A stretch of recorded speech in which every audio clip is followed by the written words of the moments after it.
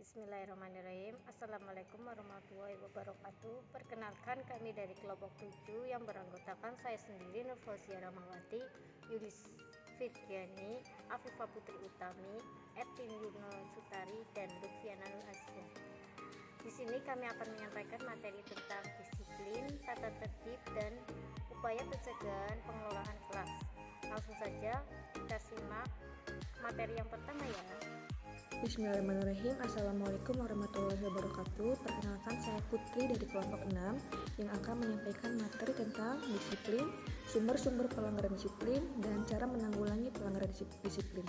Langsung saja untuk poin yang pertama, yaitu pengertian disiplin. Sebagaimana sudah kita ketahui, disiplin merupakan hal yang paling penting untuk menciptakan pembelajaran efektif. Disiplin juga dapat diartikan sebagai aturan-aturan yang disepakati antara guru dengan siswa. Disiplin juga merupakan hal esensial terhadap terciptanya perilaku tidak menyimpang dari ketertiban kelas. Terciptanya disiplin menunjuk pada kebutuhan terhadap pelaksanaan peraturan yang ada di kelas maupun di sekolah, serta menunjuk pada berjalannya sistem kontrol dalam kelas. Secara lengkap dapat kita rumuskan, disiplin yaitu sikap mental yang mencerminkan kepatuhan atau ketaatan akan aturan-aturan dan norma yang didasarkan atas kesadaran sendiri dalam melaksanakan tugas dan tanggung jawab. Disiplin yang baik adalah terjemahnya aktivitas yang mampu mengatur diri kepada terciptanya pribadi dan potensi sosial berdasarkan pengalaman-pengalamannya sendiri. Pemeliharaan disiplin pada dasarnya adalah bagaimana membantu anak mengembangkan disiplin dan menerima pengendalian disiplin. Baik, untuk poin yang kedua yaitu sumber-sumber pelanggaran disiplin. Sebagaimana yang sudah saya katakan di awal, disiplin itu merupakan aturan-aturan yang disepakati antara murid dengan siswa. Lalu jika aturan-aturan tersebut dilaksanakan oleh murid dengan siswa, maka itu disebut dengan disiplin. Begitupun sebaliknya, jika aturan-aturan tersebut tidak diikuti oleh guru dengan siswa, maka itu disebut dengan ketidakdisiplinan. Nah, di sini ada beberapa faktor yang menyebabkan sumber-sumber pelanggaran disiplin. Yang pertama yaitu oleh guru yang tidak konsisten, guru yang menggunakan sistem kekuasaan.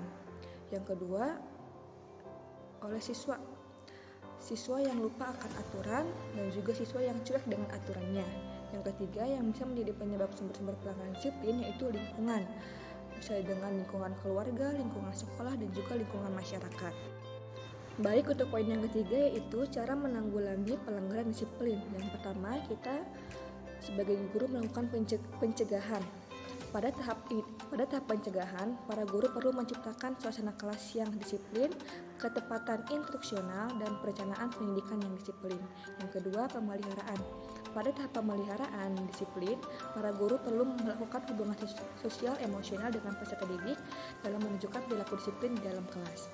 Pemeliharaan perilaku pada umumnya harus sejalan dengan pedoman yang ditetapkan pada peserta didik tetap dapat menjalankan tugas-tugasnya. Pedoman itu harus memenuhi kepatuhan, kebermaknaan, dan kepraktisan ke arah belajar aktif. Yang ketiga, campur tangan atau intervensi. Campur tangan merupakan usaha guru untuk menyetop perilaku tidak pantas dari peserta didik. Ini dilakukan bila teknik-teknik yang diterapkan dalam fase pencegahan dan pemeliharaan fisik tidak berhasil. Dalam teknik ini hendaknya dicari teknik yang efektif dan dilaksanakan secara hemat dan penuh pertimbangan. Yang keempat yaitu pengaturan. Pada tahap pengaturan, para guru perlu mengatur perilaku peserta didik yang menyimpang dari disiplin kelas dengan memberikan bimbingan dan pengarahan yang mendidik, persuasif, dan demokratis agar peserta didik menyadari perilaku yang menyimpang dan kembali mematuhi disiplin kelas. Pentingnya pembinaan disiplin dan perilaku anak ke arah siasat. Disiplin merupakan sesuatu yang berkenaan dengan pengendalian diri seseorang terhadap bentuk-bentuk aturan. Disiplin berkaitan pula dengan motivasi, karena dengan adanya disiplin, anak terdorong untuk melakukan perbuatan-perbuatan tertentu untuk mencapai apa yang diharapkan orang lain darinya, apakah itu keluarga, guru, maupun teman-teman. Tujuan disiplin pada anak adalah mengarahkan anak agar mereka belajar mengenai hal-hal baik yang merupakan persiapan bagi masa dewasa saat mereka sangat tergantung kepada disiplin diri. Diharapkan kelak disiplin diri akan membuat mereka hidup bahagia, berhasil, dan penuh kasih sayang. Tujuan dari disiplin adalah membentuk perilaku anak yang sesuai dengan peran yang ditentukan lingkungan atau kelompok sosialnya. Untuk itu, dalam penanaman disiplin ini perlu peran orang tua di rumah maupun guru di sekolah. Pembinaan disiplin pada diri anak penting karena dengan berdisiplin dapat memantapkan peran sosial anak.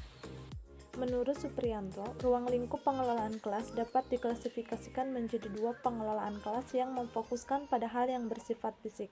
Adapun hal fisik yang perlu diperhatikan dalam pengelolaan kelas yaitu mencakup pengaturan dan perabot kelas serta pengaturan fisik dalam belajar. Pengelolaan kelas pada umumnya mengacu pada kegiatan-kegiatan yang meliputi perencanaan pengorganisasian, pengarahan, pengawasan, dan penilaian. Pengelolaan kelas berfungsi untuk membuat perubahan-perubahan dalam kelas, sehingga peserta didik dapat bekerja sama dan mengembangkan kontrol diri. Peserta didik harus mampu mengontrol diri dan mengembangkan sikap aktif, khususnya dalam belajar.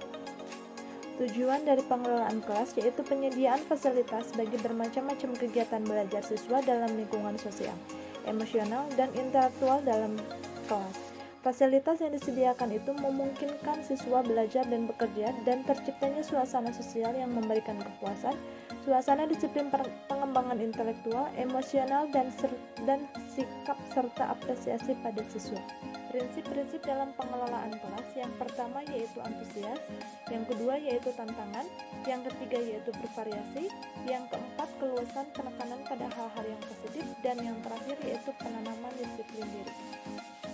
Baik, di sini saya akan sedikit menjelaskan tentang pengelolaan kelas. Pengelolaan kelas itu upaya untuk dapat menciptakan atau mempertahankan kondisi-kondisi di mana proses belajar dapat terjadi secara optimal. Nah, di sini juga ada proses pengelolaan kelas meliputi proses pembinaan, pengawasan, penghentian perilaku yang menyimpang dari peserta didik, pemberian hukuman, pemberian tugas-tugas kepada peserta didik. Nah, hal-hal yang harus dihindari dalam pengelolaan kelas, poin pertama itu campur tangan yang berlebihan, penyimpangan, bertele-tele, kelengkapan, pengulangan penjelasan yang tak perlu terjadi. Nah, di sini juga ada cara penanggulangan masalah dalam pengelolaan kelas, yaitu sebagai seorang guru yang profesional, kita harus bisa menghadapinya dengan cara-cara yang efektif.